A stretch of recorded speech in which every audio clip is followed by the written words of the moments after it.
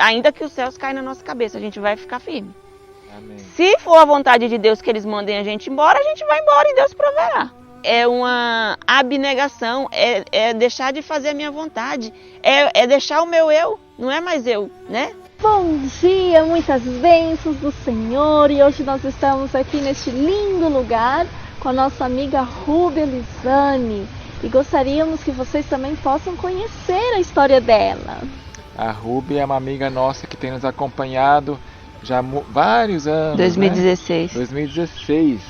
Então, Rúbia, você é casada com o Frank, vocês têm um filho, e agora eu vou entrevistar você perguntando como é que você se tornou adventista, resumindo em poucas pinceladas. Você é de onde, aliás? Na verdade, eu sou paulistana, e atualmente estamos morando no Amazonas. Certo. E assim, os meus pais, eles eram católicos, mas não católicos praticantes. Era católico para não dizer que não tinha religião. Porque, na verdade, eu nunca nem fui na igreja com eles. Certo. E eu louvo a Deus porque, apesar deles não ser da igreja, eles também não nos batizaram, nem eu, nem os meus irmãos. Nós três éramos considerados pagãos, porque a gente não foi batizado. Então, eu dou glória a Deus hoje por isso. Certo. Então, teus pais não eram cristãos, mas e como é que você se tornou uma cristã, praticante da lei de Deus? Então, aí na igreja adventista, eu não sou adventista de berço, porém, Deus usou formas assim maravilhosas para que eu conhecesse essa mensagem. E essa mensagem da igreja adventista, eu não conheci pela igreja adventista, eu conheci por um povo que se chamava o Povo da Bíblia, e era uma amiga minha, que eu estudei com ela no colegial no 2º ano. Na época eu morava em Jaraguá do Sul, aqui em Santa Catarina, e aí eles vieram passar uns dias conosco. Não nos avisaram, chegaram lá na nossa casa às 6 horas da manhã, eu não sabia o que fazer, e deixei eles à vontade de sair para trabalhar.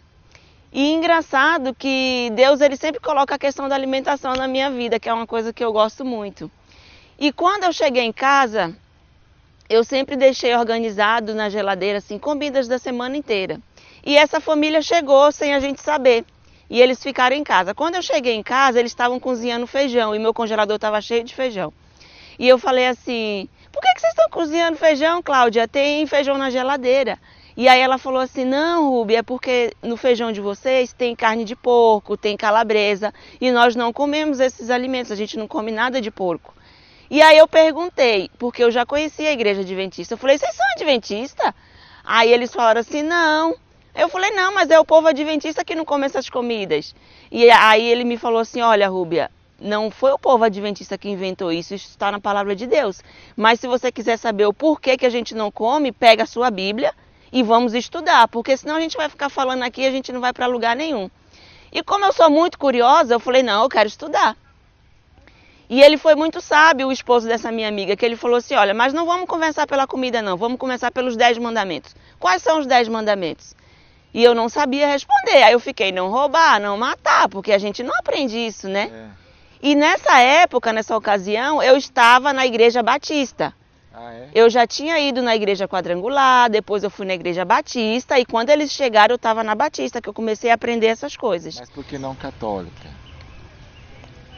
Como assim? É porque você não começou com a maior igreja católica. Porque a minha mãe não era praticante, eles só falavam que eram da igreja católica, mas eles não praticavam, eles nem iam na igreja. Mas pelo menos não falava que era a verdadeira igreja. Não, eles não sabiam nada na verdade, né? Então você tinha uma certa aversão. Assim, você não começou pela católica por algum motivo, né? Não, o motivo era que assim, meu pai se dizia católico, minha mãe, mas eles não iam para a igreja, a gente também não ia, então a gente não sabia nessa questão de Deus. Eu não sabia nessa questão que tinha que orar. Meus pais não rezavam nem o Pai Nosso, eles só eram assim de boca, eles não tinham, na verdade, prática nenhuma com igreja, sabe? Começou com alguma protestante por influência de uma amiga, quem sabe? Não, porque eu, na época, eu ainda não era casada quando eu comecei a ir para a igreja e eu fui para Jaraguá do Sul, eu ainda não era casada com o Frank. Sim.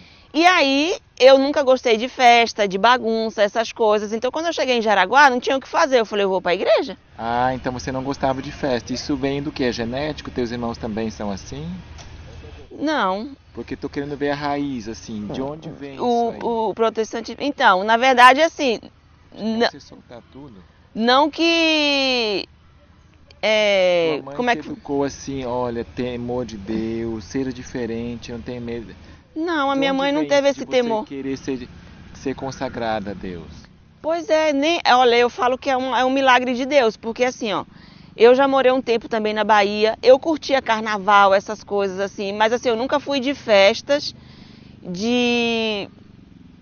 Como é que fala? Eu não sei explicar. Você nunca foi da correnteza, você sempre teve um pouquinho de ir contra a correnteza? Isso, assim, tipo, eu nunca gostei de ter vícios, por exemplo, eu curtia carnaval, tudo, mas eu não bebia, eu não fumava, eu não gostava dessas coisas, sabe? Eu ia ali por influência do momento e tal, mas eu sempre tive esse desempenho, assim, de não me envolver com essas coisas, assim, tanto do mundo, entendeu? Eu sempre fui muito família. E assim, quando eu cheguei em Jaraguá do Sul, eu falei, não tem nada para eu fazer. Eu fui para a igreja, não teve motivo específico. Eu simplesmente fui. Entendi. Você não sentia algo espiritual, um chamado, Não, ainda não sentia nada. Mas quando você se batizou na Adventista, aí você, olhando para trás agora, você já teve a conversão genuína? Você gostava de Deus, de orar assim? Ou era mais algo intelectual? Era mais interessante. Na verdade, assim, quando a gente entrou nessa igreja, quando eu entrei na Quadrangular e depois eu fui para Batista, eu via que era mais aquele negócio assim, eu sou crente, eu tô na igreja, mas assim, eu não estudava a Bíblia. Era mais aquela coisa de, na hora lá do culto, abrir a Bíblia, ver o que o pastor está falando, fechava a Bíblia, voltava para casa e não estudava nada. Aí simplesmente no outro domingo a gente voltava para a igreja. Então eu via que nessas igrejas eles não incentivavam a gente ao estudo da palavra de Deus. Já na Adventista, sim. E aí quando veio esses meus amigos e eles começaram a estudar a Bíblia, falaram, não, se vocês querem saber o porquê que a gente não come essas coisas, vamos estudar, porque está tudo na palavra de Deus. Aí você teve uma conversão. E ali eu falei, agora é isso. Tanto que o Frank, ele dizia pra mim que ele ia pra igreja só pra me agradar, pra ir comigo. Mas ele disse que naquelas igrejas ele não via Deus aqui naquele negócio. Mesmo Adventista? Não, nas outras. Ah, tá. E quando entrou na igreja adventista, que a gente começou a fazer os estudos bíblicos, Daí vocês já estavam juntos. já estavam juntos. Quando eu fui pra Jaraguá, o Frank depois veio e a gente casou em Jaraguá do Sul. Já na Adventista. Não, quando a gente se batizou primeiro na Quadrangular e depois que a gente foi para a igreja adventista. Aí se batizou os dois juntinhos já. Juntos, a gente se batizou em 2011. Na central de Jaraguá do Sul. Não foi na central, foi na igreja da Ilha da Figueira. E certo. Aí tá. Aí começa a se passar os sábados. Nesses meses aí, você já começou a perceber, olha, quero mais. Quero... Ou não? Você era totalmente convencional como os outros? Então, aí o que acontece? Quando nós entramos na igreja adventista, que a gente entendeu que ali estava a verdade. Por quê? Porque nas outras igrejas não tinha estudo da palavra, era muita emoção, era coisas de emoção, não era coisas fundamentadas na palavra de Deus. E a igreja adventista trouxe isso pra gente. Então, assim, a gente entendeu assim, olha, o cristianismo não é uma brincadeira, a gente tem que seguir isso aqui sério. E aí a gente começou a entender que a gente tinha que buscar mais a palavra de Deus e praticar isso, né? E na minha vida eu sempre procurei fazer as coisas assim com seriedade, não com brincadeira. E quando eu entrei na igreja adventista, eu e meu esposo, a gente percebeu que era uma igreja séria. E a gente começou isso aí, mais ou menos? em 2011. Que a gente recentemente. em 2011. E aí, assim, a gente percebeu que Deus ele foi rápido conosco, porque a gente entrou na igreja em 2011. No outro ano, a gente já entendeu a mensagem de saúde. Aí Deus foi dando, aí a gente foi avançando. Mas você não ficou falando assim, mas a maioria come carne, também vou comer carne. Então, o meu choque foi eu que levei uma pessoa para dar uma palestra lá na nossa igreja sobre a mensagem de saúde. E eu fiquei maravilhada com aquilo. Quem que foi? Foi a Alba Mendes. Certo. Eu levei ela lá para poder dar a palestra. Inclusive, tudo que eu aprendi do vegetarianismo foi com ela. Esposa do Derosdete? Não, ela é do Francisco, esposa do Francisco. Eles eram lá na época de Araquari, ali perto de Jaraguá do Sul. Ah, tá. Porque aí a reforma de saúde te ajudou e você se tornou o quê? E aí eu comecei a ser vegetariana. E na época eu tive um choque muito grande, porque eu imaginei que depois daquela palestra toda a igreja seria vegetariana. E quando a gente chegou na outra semana, com muita alegria, estou fazendo desintoxicação, agora a gente entendeu, não vamos mais comer essas coisas. E aí a gente teve o choque, porque o pessoal começou a olhar a gente como se a gente fosse assim, pessoas estranhas, como se a gente quisesse ser melhor que os outros, e não era nada disso, a gente só queria obedecer.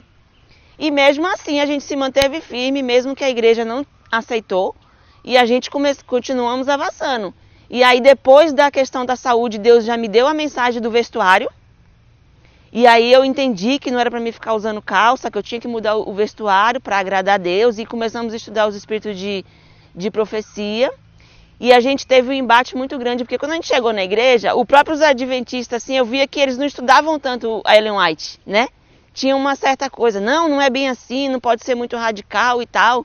E eu não entendia aquilo, eu falava, gente, se está escrito, é pra gente fazer, então não conseguia entender isso, sabe?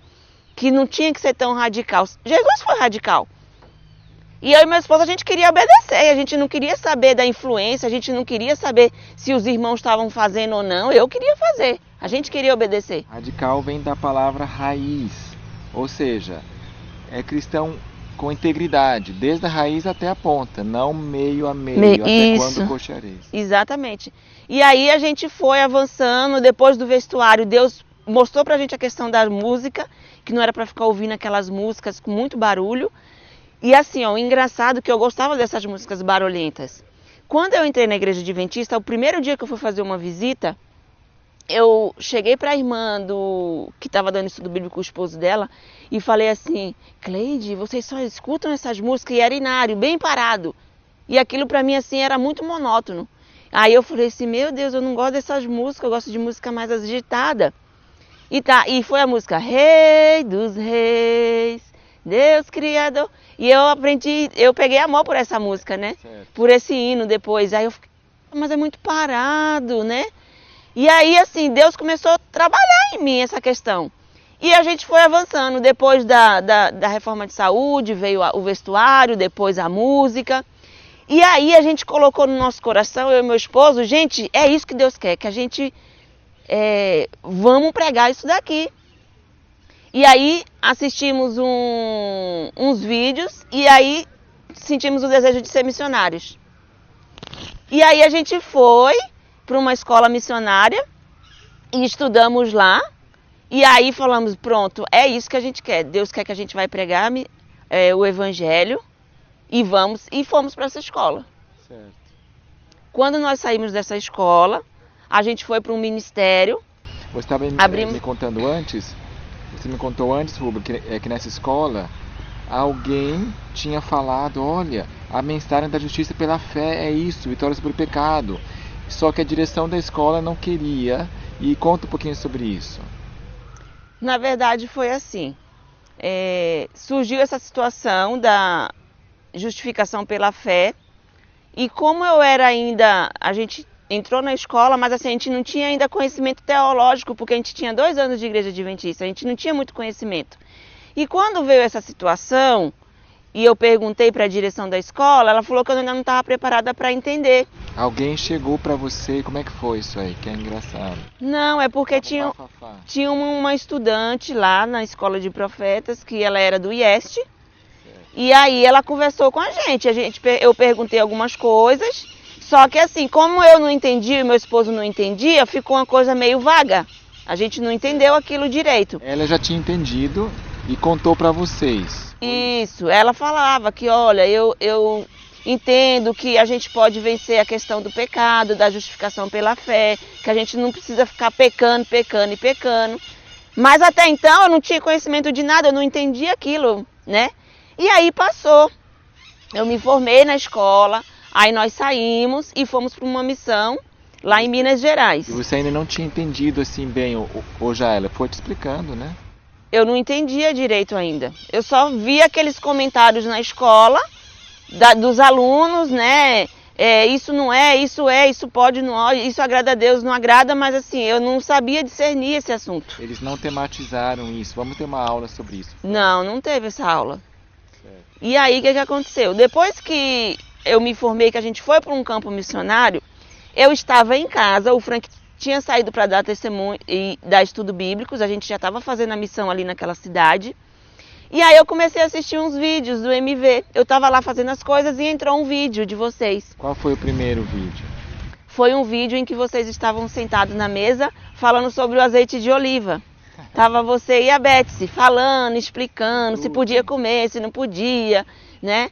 E aí, quando acabou aquele vídeo, foi para outro vídeo. E aí foi para um vídeo em que tava vocês, tava, se eu não me engano, o irmão Carnassala, e vocês estavam ali falando sobre a justificação pela fé. Aí, quando eu escutei a justificação pela fé, eu falei, não, agora eu vou entender esse negócio do que aconteceu lá na escola, o porquê que tava aquele assunto de justificação pela fé, vitória sobre o pecado, e eu não entendia direito. E aí eu comecei a me interessar por esse assunto, e começou a vir um vídeo após outro. E entrou o vídeo do Dennis Priebe também, eu comecei a assistir aqueles vídeos, aquelas coisas. E aí, então, eu comecei a compartilhar essas coisas com o Frank, com meu esposo. E aí ele falou, não, é isso que é a vontade de Deus. Vamos praticar isso daí, vamos começar a fazer. E aí eu comecei a ver os vídeos do MV. E aí eu comecei a buscar o seu contato. Foi quando que eu entrei em contato com você. E queria saber mais como que funcionava, como que era. E aí naquela ocasião também a gente já estava pregando sobre aquilo no nosso ministério.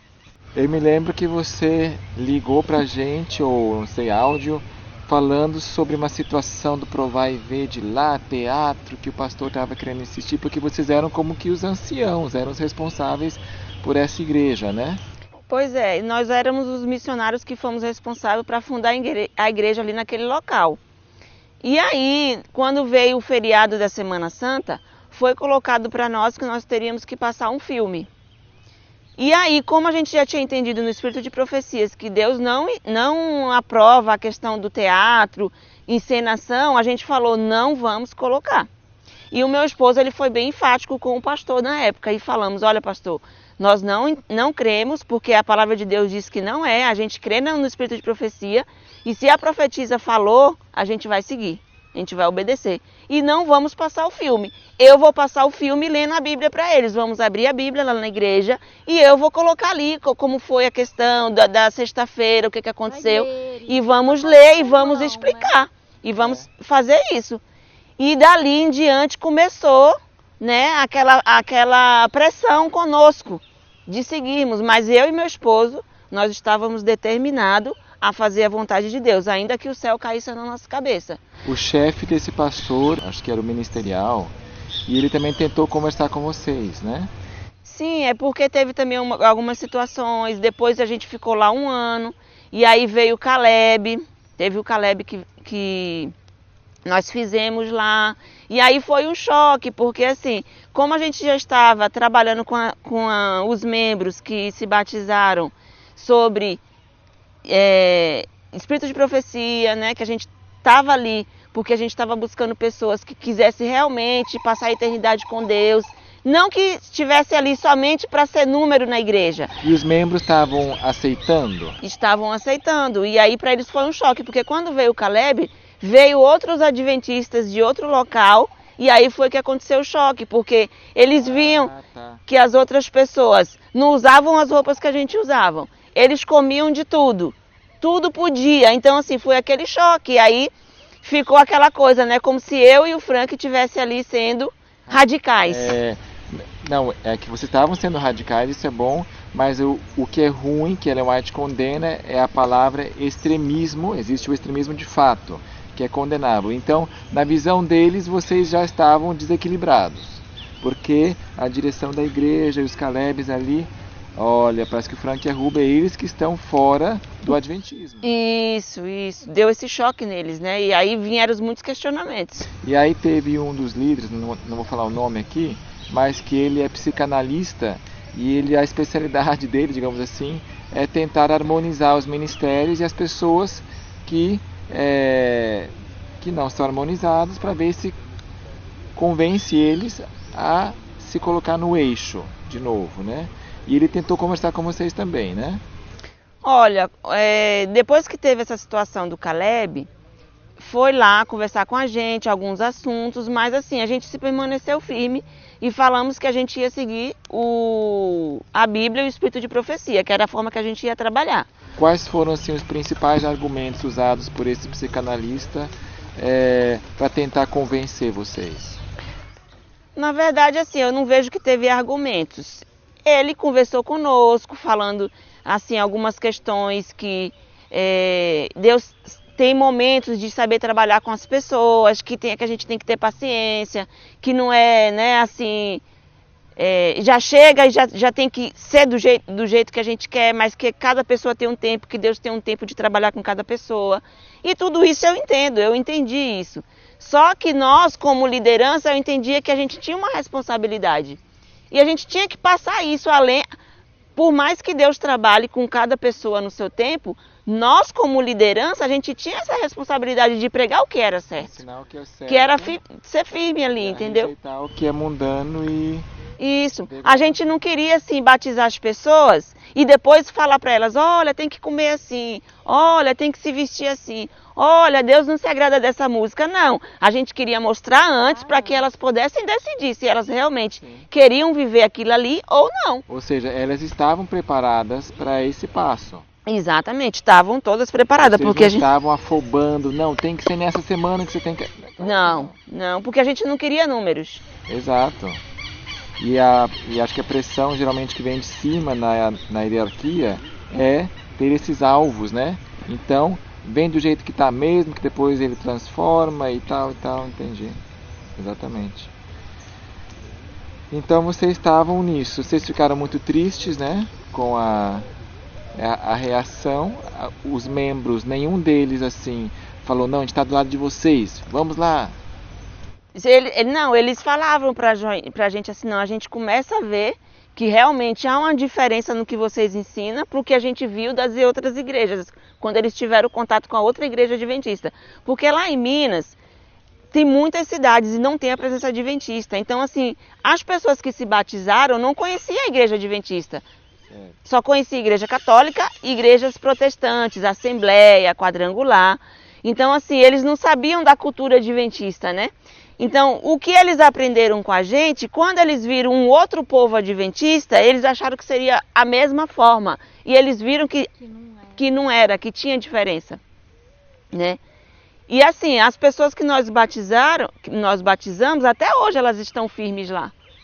As outras que entraram, não sei se depois eles falaram pra gente, olha, às vezes a gente batiza as pessoas, mas elas não ficam.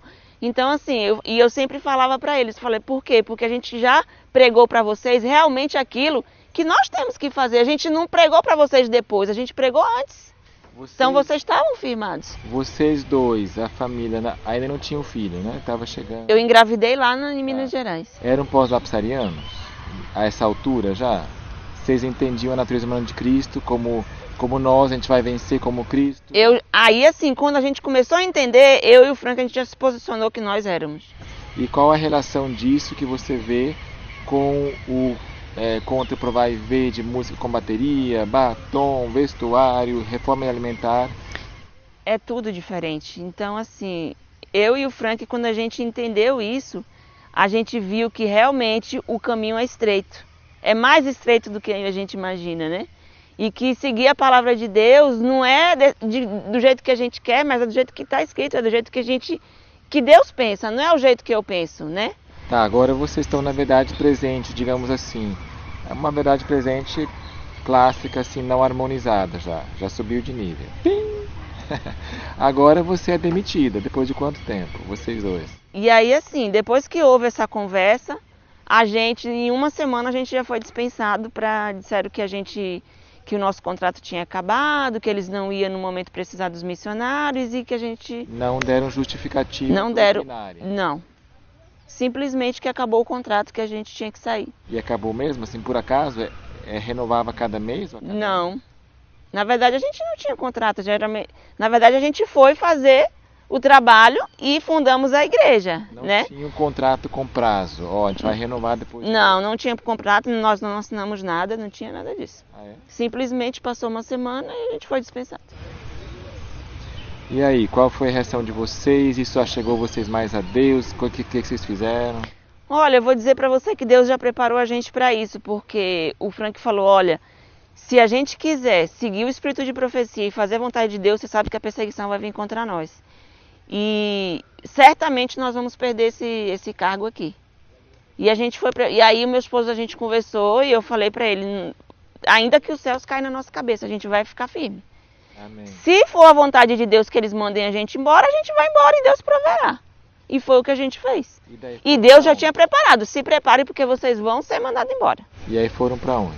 E aí eu tive que retornar para o Amazonas, onde meu pai mora, porque assim, não tinha para onde a gente ir.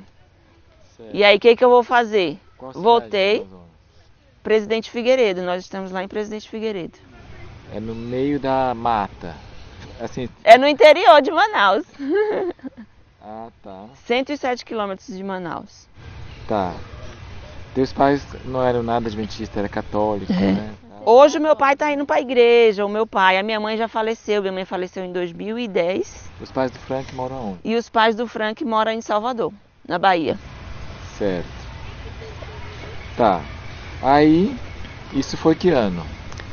Que nós retornamos em 2017. Aí qual que é o próximo grande evento que você quer ressaltar que aconteceu? Que você quer contar para eles como testemunho? Então, aí depois disso, nossa caminhada continua, né? E eu creio certamente que quando Deus vai dando a luz pra gente, nós vamos obedecendo, nós iremos avançar. A gente não vai ficar estagnado só com uma mensagem pronto. Deus sempre vai dar a luz para nós. E como eu já acompanhava vocês, já viemos acompanhando, uma das mudanças que a gente teve, e olha como que Deus prepara a gente, foi a questão da barba, porque foi o primeiro ponto, foi a questão da barba, porque o meu esposo, ele tem muita barba. Já tinha? Tinha, ele sempre teve barba, mas ele fazia cavanhaque. Ah, então rapava aqui e deixava... Isso, ele desenhava, né, modelava.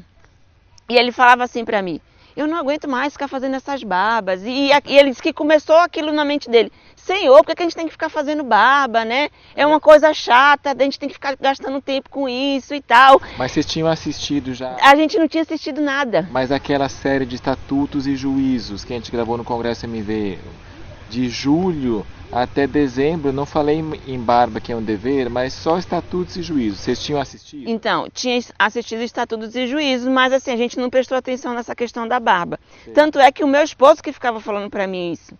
E foi bem nessa época aí. E aí ele falava, gente, não é possível, acho que eu vou parar de fazer barba, eu falei, então para, deixa a barba crescer. E aí eu peguei e falei assim, meu marido falou, eu vou deixar essa barba crescer, eu não vou ficar fazendo barba, eu não aguento mais, eu não sei se isso é a vontade de Deus a gente ficar fazendo barba.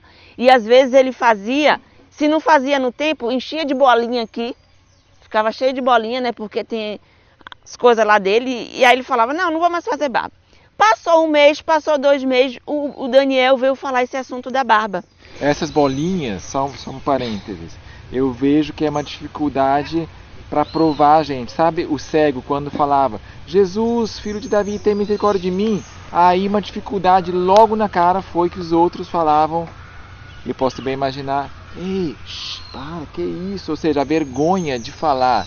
E ele insistia, Jesus, filho de Davi, tem misericórdia. Ei, quieto, ele está ocupado, não incomoda, as crianças também, não incomoda ele.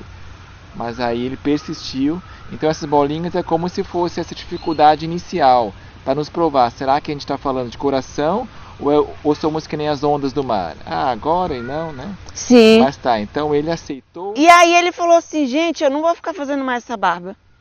Aí passou um mês e pouco, você postou a situação lá da barba, tanto que ele te mandou um áudio. Aí ele falou assim, é isso é verdade mesmo, não é pra gente fazer barba, eu não vou mais fazer a barba, porque eu creio que é a vontade de Deus que deixa crescer. E aí eu sempre digo que Deus, antes da gente tomar uma decisão, Deus já vai preparando a gente, né? E aí o Frank começou a ficar com a situação da barba e veio a situação do véu. E aí eu até assisti a Betsy falando algumas coisas do véu e tal, mas eu ainda não tinha aceitado de imediato. Eu falei, não, vou estudar essa situação. Aí fui lá, li 1 Coríntios 11, né? E aí li, mas eu fiquei sem entender direito e tal. Até que um dia vocês postaram um vídeo sobre uma judia, né? Que ali ela queria muito engravidar e não conseguia engravidar.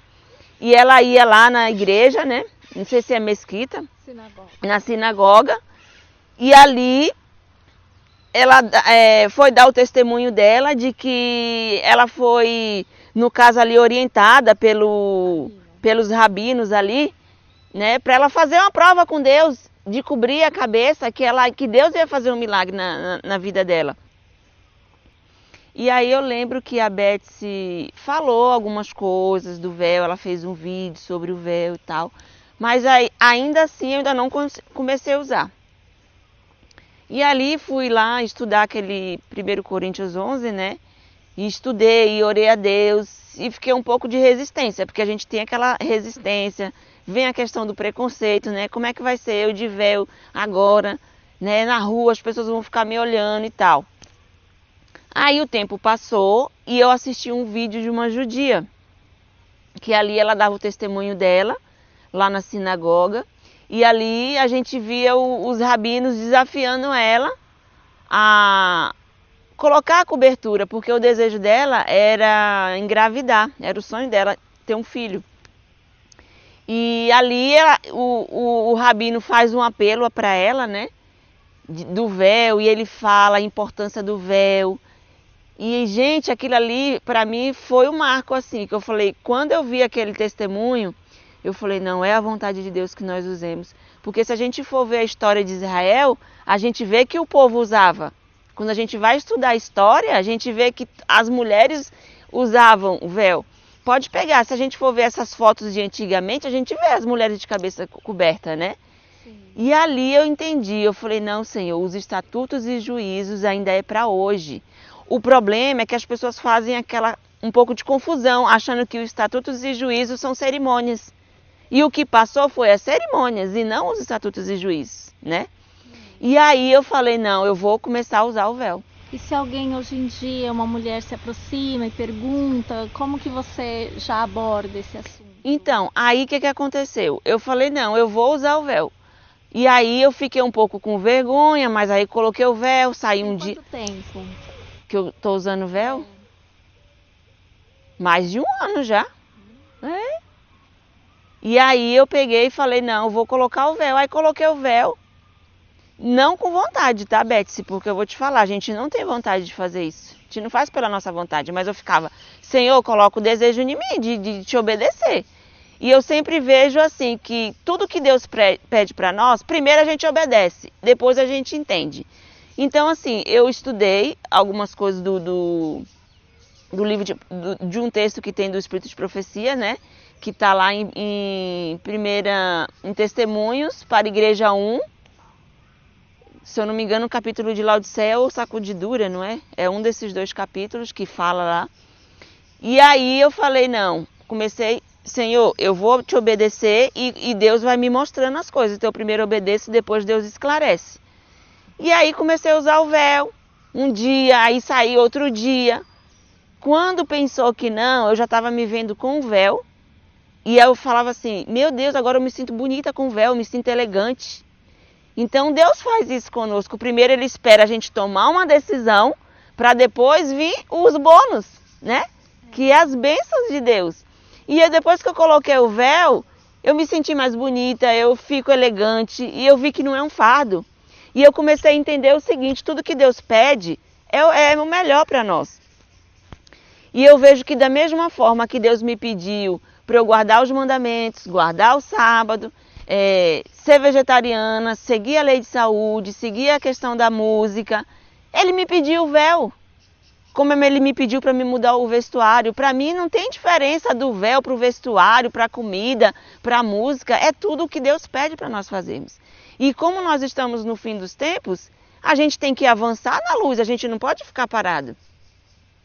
E muitas pessoas falam assim, a nova luz. Eu não vejo essa nova luz como uma coisa nova que a gente está inventando agora. Não, é uma nova luz porque nós ainda não conhecíamos.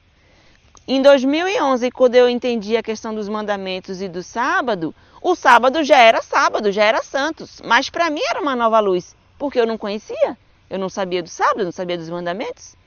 Então, quando eu conheci a mensagem de saúde, também era uma nova luz, porque eu não tinha entendimento que eu tinha que cuidar da minha saúde. Não necessariamente você vai abandonar o que você aprendeu. E aí, exatamente. E agora só vai falar sobre isso. Não é que assim a gente gira em torno agora do véu.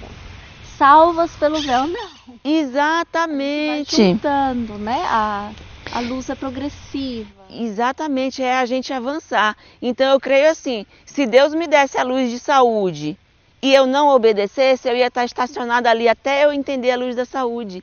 Deus não ia me passar para a próxima luz, como ele fez, né? Que foi o vestuário, a próxima luz, ele não ia me passar. Então eu vejo assim, Deus primeiro ele limpou a minha mente para vir as outras coisas, porque eu tinha que cuidar da minha saúde. E aí depois da saúde veio o vestuário. E também a saúde deixa a mente mais clara para entender as outras mensagens, né? Então Deus primeiro limpa para poder ir clareando as mensagens. Então eu vejo assim, eu vejo que o véu nada mais é do que um pedido de Deus, um mandamento de Deus, porque a gente tem que avançar. E você saberia citar na Bíblia uns 2 lugares que fala sobre o véu? Em 1 Coríntios, capítulo 11, ali tem que ler todo o contexto, né? Em Números 5:18 também fala ali da situação, da cobertura. E eu vejo assim, tem muitas pessoas que me perguntam, já estão me perguntando a questão do véu, né? Ai, Rubem, mas me explica, né? O véu não seria o cabelo e tal. Só que se a gente for analisar ali Coríntios 11, a gente vê que a cobertura não é o cabelo. Porque Deus fala que os homens não é para ter cobertura, né? Os homens não é para se cobrir. Então, se fosse o cabelo, os homens têm que ficar raspando a cabeça toda vez que for orar.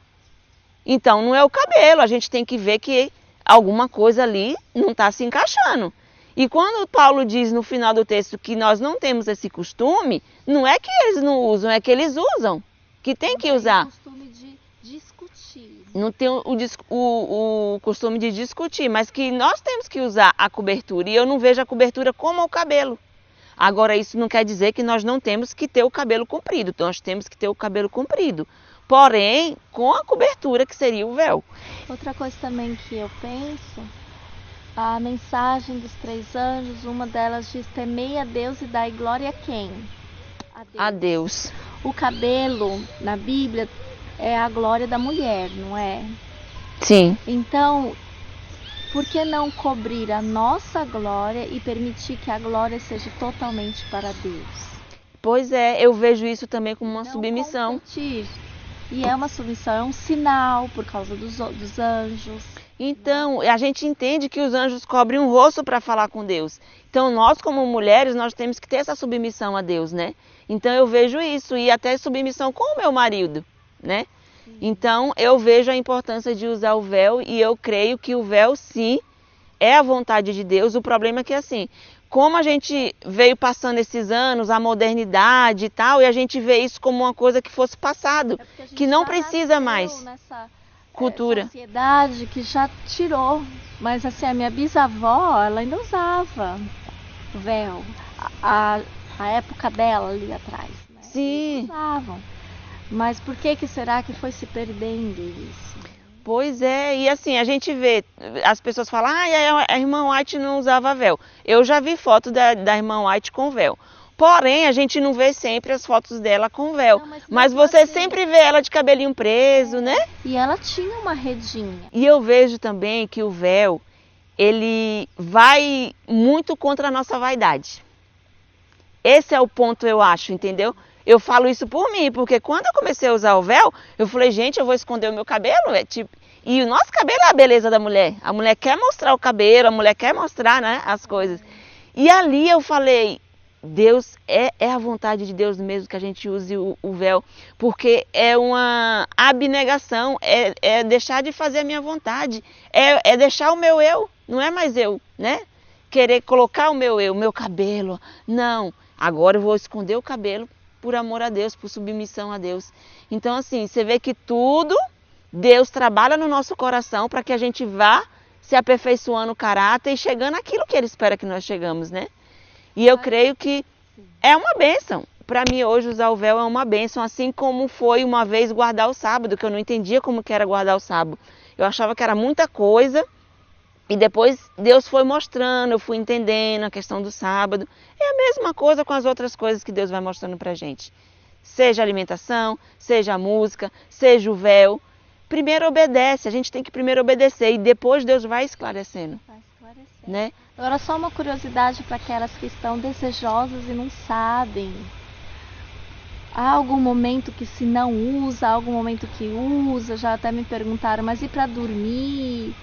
E aí vou ficar feia por baixo do véu, pode arrumar o cabelo?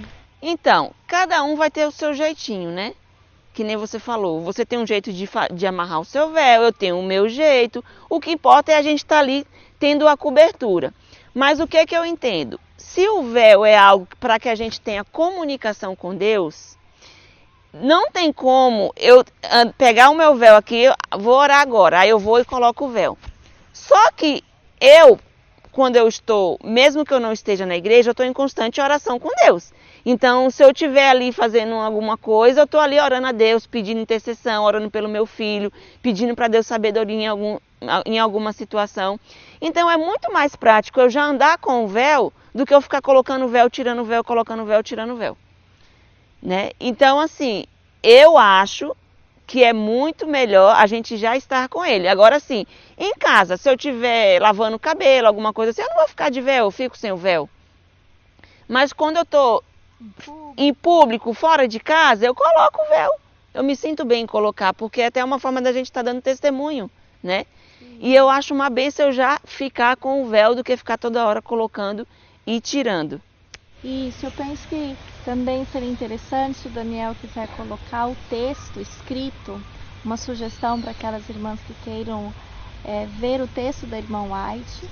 Ela diz, veja, as mulheres de outrora não eram tão ousadas como as de hoje, porque em público elas estavam cobertas com um véu. E o texto segue, e o fim do texto ele é assim muito impactante, muito chocante. É um chamado para fazer uma reforma bem clara, para que haja uma distinção mesmo bem marcante entre as filhas de Deus e aquelas que não são, porque vai cair a maldição. Uma maldição. Então, esse texto ele me impactou muito quando fala ali que ela diz, né? Quanta mudança, né? Quanta mudança. Então, assim, infelizmente hoje o povo de Deus não está fazendo essa diferença. E assim, a gente quando coloca o véu, as pessoas elas sentem necessidade de perguntar, elas vêm, perguntam, querem saber.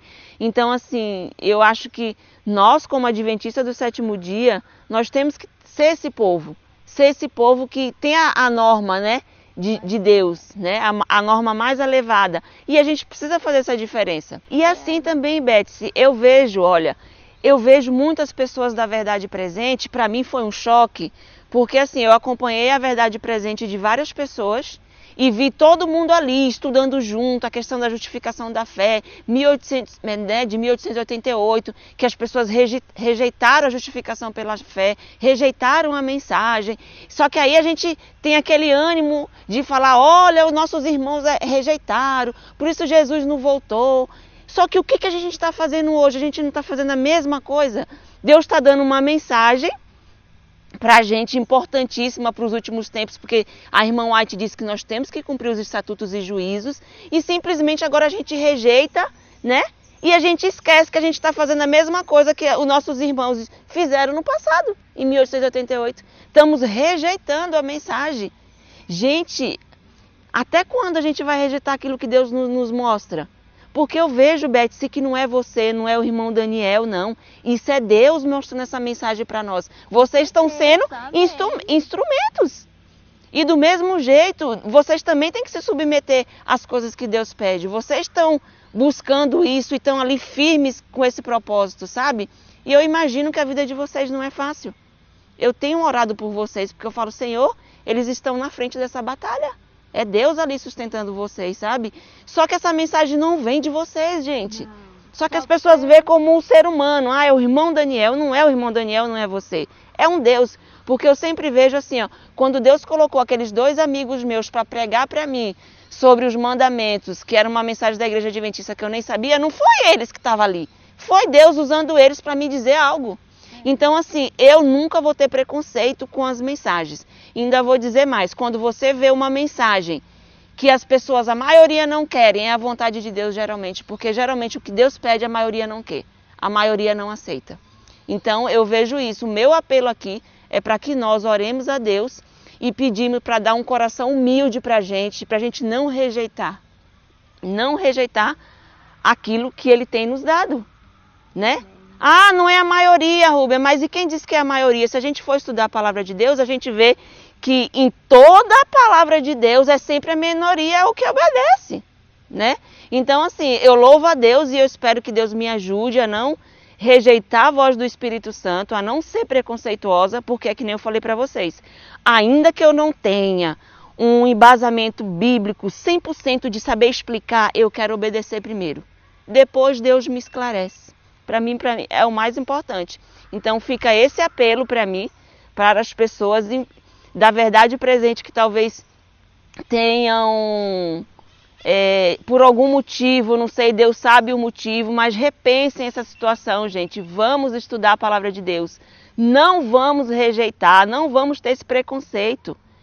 Às vezes Deus está só esperando a gente obedecer e depois Ele vai esclarecer. Mas o fato de eu já... Não, peraí, não quero saber disso. Isso aqui não. Não, véu, imagina, barba, não.